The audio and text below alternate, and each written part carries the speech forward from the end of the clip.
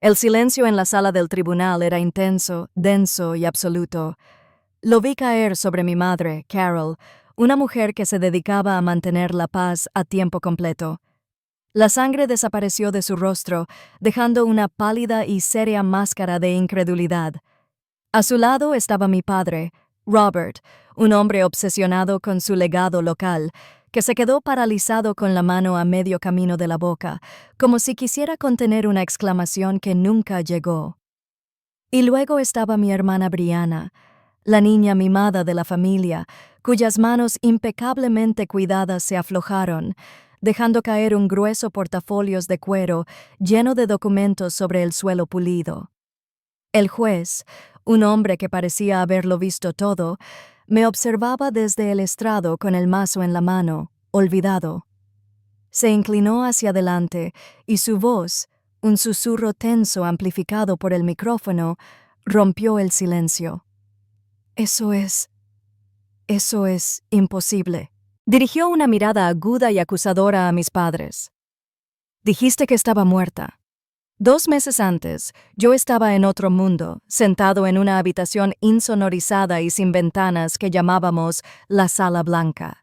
Era una caja estéril, donde la única luz provenía de los flujos de datos cifrados del monitor principal. Mi existencia entera se definía por el control y la precisión. Una vida vivida en las sombras clasificadas. Una alerta parpadeó repentinamente en mi terminal privada. Una alerta de prioridad 1 que ignoraba todos los canales normales. Era de mi contacto, el General Wallace, un hombre que se comunicaba con hechos, no con sentimientos. El mensaje no se trataba de una misión, era una notificación legal nacional marcada por un sistema automatizado que monitoreaba mi identidad civil en busca de anomalías. Se había presentado una petición en el Tribunal de Sucesiones de mi estado natal, una petición para que yo, Alexandra Jensen, fuera declarada legalmente muerta. Leí los nombres de los solicitantes una y otra vez, mientras las palabras se difuminaban en la pantalla. Robert y Carol Jensen, mis padres. El propósito declarado era aún más frío. Disolver un fideicomiso que mis abuelos me habían dejado, liquidar hasta el último rastro. La conmoción inicial fue rápidamente reemplazada por una claridad escalofriante. No se trataba de un simple intento desesperado de obtener dinero. Era un acuerdo de primera clase, un intento activo de borrar la existencia legal de un activo gubernamental protegido. Mi familia no solo me había traicionado, se habían convertido en una amenaza para la seguridad nacional. Creían que estaban cobrando la herencia de un fantasma para financiar el último fracaso de mi hermana. No tenían ni idea de que acababan de saltarse un cable de seguridad nacional y se habían puesto en el radar de un general de 3 estrellas. Para comprender el ajuste de cuentas que se avecinaba, hay que comprender las 2 vidas que me obligaron a vivir. Para mi familia, yo era un personaje conocido, predecible, tranquilo y completamente anodino. Habían construido una versión de mí que les resultaba cómoda, una persona que no requería atención ni tenía ambiciones que pudieran eclipsar a mis hermanas. Me llamaban Alex el archivista, un apodo que surgió de una mala interpretación de mi trabajo en el gobierno. En su mente, yo estaba escondido en un sótano olvidado y polvoriento, sellando archivos y viviendo una vida tan gris como las paredes de concreto que imaginaban a mi alrededor. Esta ficción nunca fue más real para ellos que durante la última cena navideña a la que asistí hace 3 años. Toda la velada fue un altar dedicado a mi hermana, Brianna. Acababa de lanzar su tercera empresa de marketing, una iniciativa financiada, como siempre, con un generoso préstamo de mis padres. Mi padre, un concejal jubilado que aún disfrutaba de su pequeña fama local, se puso de pie para brindar. Su voz resonó por toda la mesa, celebrando la ambición inquebrantable y el espíritu emprendedor de Brianna. Lo observé, y en ese momento no solo vi el brindis, vi el campamento de programación que él consideraba un desperdicio de dinero. El trofeo del club de debate que había puesto en una habitación libre, los años de logros académicos que se recibieron con una sonrisa cortés y vacía. Cuando cesaron los aplausos para Brianna, intenté conectar discretamente. Mencioné que me habían concedido una beca postdoctoral muy competitiva en criptología avanzada. Mi padre simplemente me dio una palmadita en la mano, un gesto de desdén. «Qué bien, cariño», dijo, mientras sus ojos ya buscaban a alguien más importante con quien hablar. «Más tiempo en la biblioteca para ti». Esa era su realidad. En ese mundo, yo era una nota al pie. La verdad, sin embargo, estaba a otro mundo y no era gris ni polvorienta en absoluto. Se vivía en los silenciosos y vibrantes centros neurálgicos de la seguridad nacional. No era archivista. Soy un agente de la red fantasma de la Agencia de Inteligencia de Defensa. Mi indicativo es Spectre, y mi especialidad es detectar amenazas en la oscuridad digital, amenazas que podrían afectar al país incluso antes de que nadie se diera cuenta.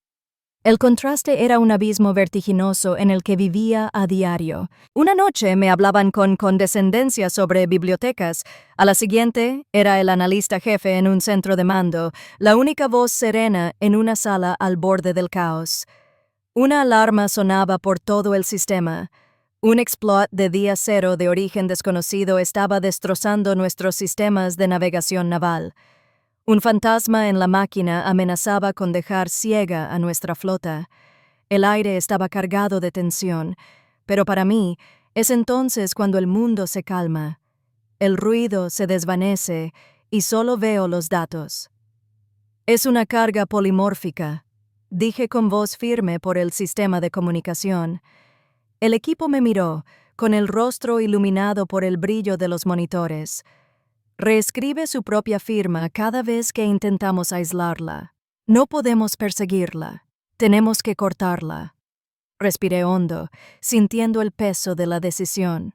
Recomiendo una reversión completa del estado de la red. Restablecemos todo el sistema a la última instantánea limpia. Autorización Espectro 7. Hubo un instante de silencio, de esos en los que se siente que una docena de carreras penden de un hilo. Entonces, el comandante de turno, el General Wallace, un veterano y brillante comandante que valoraba la competencia por encima del pedigrí, asintió brevemente. Su voz llegó a través de mi auricular, tranquila y decidida. «Ejecuta, Espectro». Se dio la orden, se ejecutó el protocolo y la amenaza fue neutralizada. Después, el general me encontró junto a la cafetería. Me miró un instante y dijo: «Buen trabajo, Espectro. Acabas de salvar la flota. Esa era mi otra vida. Un mundo de inmensa responsabilidad y tranquilidad, respeto merecido». La validación que recibí en esa sola frase fue más de lo que mi familia me había dado en toda mi vida. Recordé una llamada telefónica que había tenido con mi madre años antes, cuando le pregunté con delicadeza por qué hipotecaban su casa para financiar otro de los proyectos fallidos de Brianna, mientras yo aún estaba pagando mis préstamos estudiantiles.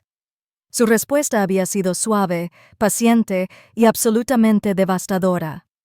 «Brianna está tan presente, Alex», me explicó como si fuera un pariente lejano. «Sus necesidades comerciales son tangibles, justo aquí, frente a nosotros. Eres tan independiente. Nunca pides nada. Simplemente asumimos que estás bien». Sus palabras no pretendían ser crueles, lo que de alguna manera lo empeoró. Mi fuerza, mi autosuficiencia, me habían vuelto invisible. No tenían que preocuparse por mí, así que simplemente no lo hicieron. Durante años, acepté que nunca entenderían mi mundo, pero al intentar declararme muerta, no solo me faltaban el respeto, intentaban borrarla. Solo entendían el lenguaje de la ley, de los documentos y pronunciamientos oficiales, así que decidí que era hora de hablarles en el único idioma que realmente comprenderían. Mi parte emocional, la que aún era hija y hermana, quería gritar. Quería llamarlos, exigir una explicación, confrontar la brutalidad de sus actos. Pero esa parte había sido silenciada e ignorada durante años. Fue la otra parte, la profesional, quien tomó el control. Ahora, Espectro y Espectro sabían que una confrontación emocional era una batalla perdida. Fue caótico, impredecible, y les daría la satisfacción de mi dolor. No, esto no sería una discusión familiar. Sería una imposición de protocolo. Su petición fue una maniobra legal ejecutada con documentos falsos y un dolor fingido. Mi respuesta sería una contramedida, igual de formal, pero respaldada por un poder que ni siquiera podían imaginar. No necesité contratar a un investigador privado ni a un abogado. Tenía todos los recursos de mi agencia a mi disposición. Encargué a nuestro enlace legal que recopilara todos los documentos del Tribunal de Sucesiones, una solicitud sencilla que se cumplió en menos de una hora. En mi tableta segura, revisé los documentos con rostro impasible. Leí la declaración jurada firmada por mi madre, mi padre y mi hermana. Habían elaborado una narrativa detallada y desgarradora de mi desaparición, detallando búsquedas inventadas y tristes callejones sin salida. Habían jurado bajo pena de perjurio que habían agotado todos los medios para encontrarme. Las palabras eran una ficción, pero sus firmas eran un hecho, una prueba fría y contundente. Eso era todo lo que necesitaba. Le presenté el expediente completo al general Wallace. Lo leyó en silencio, con la expresión endureciéndose con cada página. Al terminar me miró, y su ira era un fuego silencioso y controlado. No era solo por mí, era furia por la absoluta imprudencia de sus acciones, por cómo, a ciegas, se habían adentrado en un mundo de sombras y se habían arriesgado a exponer un activo protegido por algo tan trivial como el dinero. No lo dudó. Autorizó lo que llamamos Operación Regreso a Casa, un protocolo formal precisamente para este tipo de situaciones. El plan era brutalmente simple, un ataque quirúrgico de 3 pasos. Primero, no impugnaríamos la audiencia. Los dejaríamos entrar en la sala y comprometerse con sus mentiras ante un juez. En segundo lugar, mi directiva oficial de reactivación se enviaría por correo al juzgado con sello federal, a tiempo para llegar justo antes de la firma final del juez. Y en tercer lugar, el general Wallace asistiría personalmente a la audiencia vestido de civil, como un observador silencioso del Departamento de Defensa, cuya sola presencia cambiaría por completo la dinámica de la sala. Mi padre, el exconcejal, creía conocer a todos los jueces y secretarios del condado. Creía estar manipulando un sistema local que entendía. No tenía ni idea de que era un peón en una operación federal y de que la sala del tribunal al que entraba estaba a punto de convertirse en un recinto designado para la seguridad nacional. La sala del Tribunal de Sucesiones era exactamente como la había imaginado. Pequeña, sofocante y con un ligero olor a papel viejo y café rancio. El ambiente estaba cargado de una especie de melancólica importancia. Mi familia y su abogado estaban sentados a la mesa del demandante, irradiando un aura de aburrida confianza. Para ellos, esto era solo una última pieza de teatro administrativo, un paso tedioso pero necesario antes de poder finalmente acceder al dinero que ya consideraban suyo. Mi hermana, Brianna, revisaba distraídamente su teléfono mientras mi padre, Robert, se reclinaba en su silla, con una sonrisita de suficiencia en los labios. Estaba en su salsa, un hombrecito en una habitación pequeña, a punto de aprovechar el sistema que creía conocer tan bien. Parecían completamente relajados. No tenían ni idea de que estaban sentados sobre una bomba de relojería.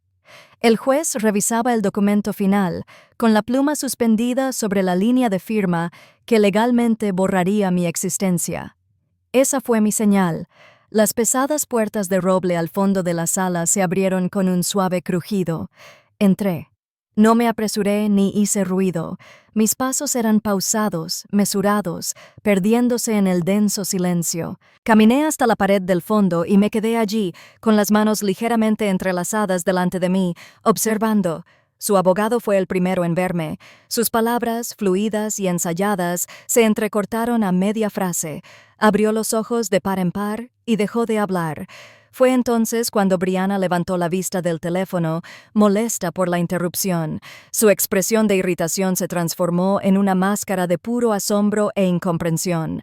Entonces mi padre giró la cabeza, su sonrisa petulante se desvaneció, reemplazada por una confusión rígida y congelada. Finalmente, mi madre me vio, y fue entonces cuando el silencioso jadeo colectivo pareció absorber todo el aire restante de la habitación, toda la narrativa cuidadosamente construida de su dolor y pérdida. La mentira que se habían dicho a sí mismos y al tribunal se hizo añicos en un instante. El juez, confundido por el repentino silencio, levantó la vista de sus papeles y siguió su mirada hasta el fondo de la sala. Se quedó boquiabierto. Me miró fijamente, y por un instante el único sonido fue el latido frenético de mi propio corazón, firme y tranquilo. Se inclinó hacia el micrófono, y sus palabras susurradas desde mi memoria resonaron en el espacio tangible. Dijiste que estaba muerta. Antes de que mi padre pudiera forzar la respuesta con sus labios congelados, otro jugador entró en la partida. Un alguacil, que había permanecido impasible junto a la puerta, se movió con un nuevo propósito. Caminó directamente al estrado y colocó un gran sobre manila sellado frente al juez. Al hacerlo, hizo un gesto sutil, casi imperceptible, hacia el fondo de la sala, donde el general Wallace estaba sentado en la galería del público, una figura silenciosa y anónima con un traje sencillo. La presencia del general era una promesa, una garantía de que todo el peso del gobierno de Estados Unidos se encontraba ahora en esa pequeña y sofocante habitación. El juez miró primero al alguacil, y luego al general, y luego al sobre. Lo abrió. Observé su rostro mientras leía. Vi cómo el destello de confusión se transformaba en una comprensión incipiente y luego en algo completamente distinto. Una profunda gravedad. Ya no era solo un juez de sucesiones local lidiando con una disputa familiar. Era un funcionario del tribunal que acababa de recibir una directiva federal. Colocó cuidadosamente el documento sobre su escritorio, irguió los hombros y, al levantar la vista, su semblante cambió. Su voz, al hablar, ya no sonaba cansada ni apagada. Resonó con una autoridad que parecía estremecer las paredes. «Esta audiencia queda suspendida», declaró, con la mirada fija en mi familia. «Con efecto inmediato se está llevando a cabo una investigación federal sobre un posible delito grave de perjurio, conspiración para cometer fraude y la vulneración de un activo gubernamental protegido». Cada palabra fue un mazazo. Perjurio. Fraude. Mi padre se estremeció como si lo hubieran golpeado. El rostro de Brianna era un mar de lágrimas y terror. El juez no había terminado. Su declaración jurada firmada se ha incluido como prueba en esa investigación. Entregarán sus teléfonos y pasaportes a los alguaciles estadounidenses que los esperan afuera de esta sala. Como si estuvieran en la queue, dos individuos altos, serios y con trajes oscuros entraron por las puertas detrás de mí. La trampa se había activado. Las rutas de escape habían desaparecido. Mi familia estaba acorralada por un poder que ni siquiera sabían que existía. El juez entonces me miró. Su expresión se suavizó con una diferencia completamente extraña en ese lugar. Su voz volvió a ser tranquila, pero ahora denotaba respeto. «Señora», dijo, «su transporte está aquí». Mi familia pasó toda la vida ignorando mi existencia. Al final, solo hizo falta un sobre cerrado y 5 palabras: activo protegido del gobierno, para que finalmente comprendieran lo mucho que importaba. No miré atrás. Oí la conmoción a mis espaldas cuando las puertas de la sala se cerraron, un sonido apagado de voces de pánico y la voz firme y baja de los alguaciles. Pero seguí caminando. Mis pasos resonaban en el pasillo de mármol vacío, cada uno alejándome de los restos de la vida en la que había nacido y acercándome a la que había construido. Un destacamento de seguridad me esperaba al pie de la escalera. 2 profesionales discretos cuya presencia era a la vez un consuelo y un crudo recordatorio del mundo al que realmente pertenecía. Abrieron la puerta de un sedán negro, y al entrar supe que dejaba el resto en manos de un sistema diferente, la fría e imparcial maquinaria de la justicia federal. Mi familia había tomado sus decisiones. Ahora las consecuencias simplemente se desatarían sin mi intervención. Un año después, el aire viciado de aquel tribunal era un recuerdo lejano y desvaído. Me encontraba en una sala de reuniones de vanguardia, con un vasto mapa holográfico del tráfico global de datos brillando en la tenue luz ante mí.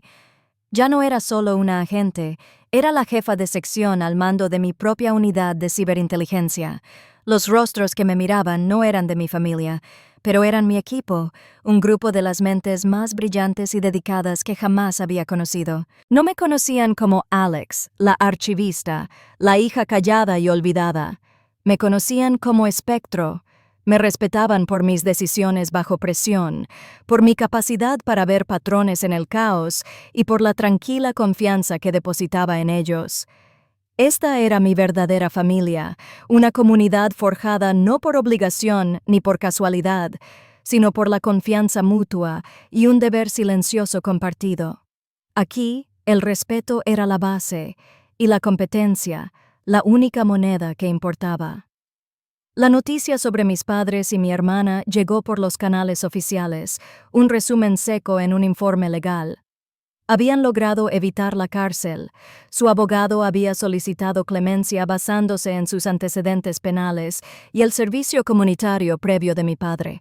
Pero las consecuencias seguían siendo insalvables. Les impusieron multas exorbitantes que los arruinaron económicamente. Y cada uno de ellos tenía ahora una condena por fraude grave en su expediente. La reputación pública de mi padre, la que había conservado durante toda su vida, quedó destruida por completo de la noche a la mañana. El fondo fiduciario que habían creado mis abuelos, el mismo que desencadenó toda esta catástrofe, quedó completamente bajo mi control. Durante un tiempo, no supe qué hacer con él. El dinero parecía manchado por su avaricia. Entonces me di cuenta de que tenía una oportunidad, no para recompensarme a mí mismo, sino para recuperar un legado. Usé todo el fondo para establecer la beca Jensen para tecnología ética, una dotación para apoyar a mentes jóvenes y brillantes que querían usar sus habilidades para proteger a las personas, no para explotarlas. Estaba tomando el apellido de mi familia, que mis padres habían manchado con sus acciones, y uniéndolo a algo bueno, algo que honraría la memoria de los abuelos que realmente creyeron en mí. Fue una última corrección silenciosa del pasado, hecha a mi manera. Mi legado no estaría definido por sus decisiones, lo estaría por las mías. Una noche, mientras revisaba un informe de evaluación de amenazas, apareció una notificación por correo electrónico en mi pantalla. El nombre del remitente me dejó sin aliento por un instante. Brianna, el mensaje era breve, una patética obra maestra de manipulación. Alex, decía, siempre fuiste la inteligente. Sé que harás lo correcto. No hubo disculpas ni reconocimiento de lo que habían hecho, solo un enlace a una página de financiación colectiva para sus honorarios legales. Me quedé mirando las palabras y esperé sentir algo. Ira, lástima, un resentimiento ancestral, pero nada, solo un vacío profundo y sereno. El control emocional que habían ejercido sobre mí durante décadas finalmente había desaparecido por completo. No respondí. Ni siquiera lo dudé. Simplemente pasé el cursor sobre el mensaje y pulsé eliminar. Mi pieza era mía y ya no estaba a la venta. Mi familia intentó declararme muerta para reclamar un legado que no se habían ganado. Tuve que convertirme en un fantasma en su mundo para aprender que un verdadero legado no es lo que dicen de ti cuando ya no estás. Es lo que tus acciones protegen mientras sigues aquí. Si alguna vez has tenido que demostrar tu valía a quienes se niegan a verla, comparte tu historia abajo en esta comunidad. Tu experiencia siempre es reconocida.